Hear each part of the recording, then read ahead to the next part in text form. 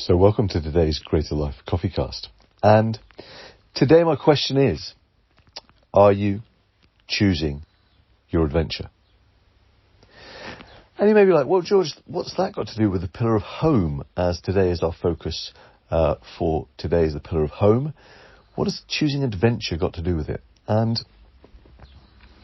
I pondered this, and then I realised that so much of the choices we make have ripples out into the lives of those we love the most, and into our physical home space as well. And I never used to be a big Instagram consumer, and I'm still not. But every now and then, because I follow very few people, and they tend to be my friends who I respect and align with their values and the things they're interested in, therefore Instagram will show me things that are interesting every now and then. And so I came across, I think it's a reel, from a guy called Jesse Itzler, who is an entrepreneur, author, and is also famous for having David Goggins stay in his house for a month, I think. And he learnt a lot and wrote a book about it. And in this reel that I caught, he shared a little protocol about how to have what he considered an awesome life. And I actually really liked it. And I thought, that's even if you made a rough version of this, it'd be really hard to have a terrible time year on year. And so I thought I'd share it here because it struck me that I'm in the midst of one of the elements right now. And I'll share how that is playing out right now. So his protocol is that every year you do one year-defining thing. And the idea being that you may not be able to remember everything that you did in 2023, but for example, if you, I think he gives the example of started a podcast or stopped smoking, you'd be able to say, oh yeah, in 2023, I stopped smoking, or I started a podcast. And,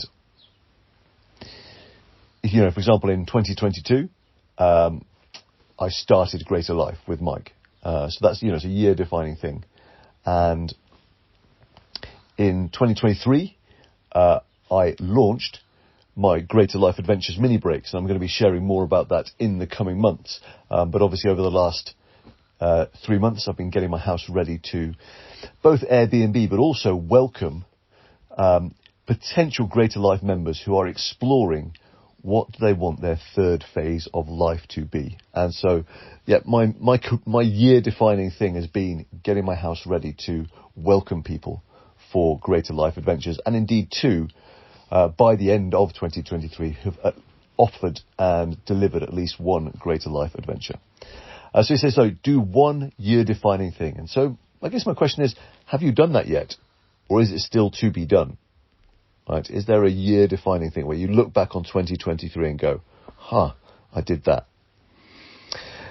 And then he talks about his friend Kevin, who, and he calls it the Kevin's protocol. He says Kevin, his friend, does 6 things. So every 2 months, he does something he wouldn't normally do. And I think he gives the example of Kevin and his kids climbing Mount Washington in the winter, right? Now here, today, I am camping in the garden room, the garden studio office sanctuary in my back garden, while we have some guests who are Airbnb guests in the house. And it's a special little mini adventure, something we wouldn't normally do. I've got Oscar the Labrador lying next to me. Freya, my daughter, is probably checking out some kind of Pokemon-based YouTube video. She's frowning at me. What are you watching? I'm trying to find something. You're trying to find something, okay. And then you may be able to hear Raphael still snoring in the background.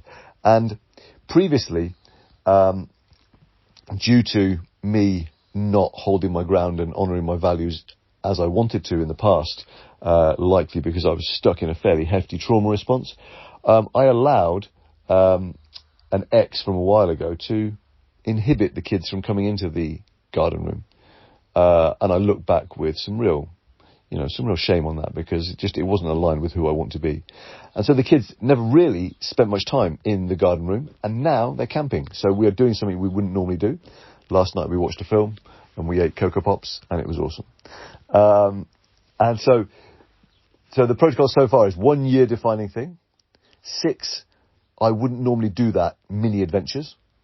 And if you're listening to this, I'd very much invite you to consider that one of those could be coming on a meaningful mini adventure to Cornwall, where we will use the incredible nature of Cornwall to help you recharge, reflect, and rise. And then finally, Jesse Itzler talks about adding 1 new habit every quarter. And I actually think I've just stumbled upon mine. I discovered a thing last night, 2 nights ago, called Animal Flow, which is a combination of kind of yoga, breakdancing, parkour, and animal primal movements. And I've been looking for a way to make stretching and mobility kind of fun. I quite enjoy yoga every now and then, but it's a bit of a slog. And this just feels like, when I was doing it, I was like, this is amazing. This is something I could really get into. And there's a host of different people on YouTube who've said that doing Animal Flow regularly has really transformed their mobility. So that's been a big intention of mine. And so I am really looking forward to grooving in the habit this quarter of Animal Flow and making that a part of my life.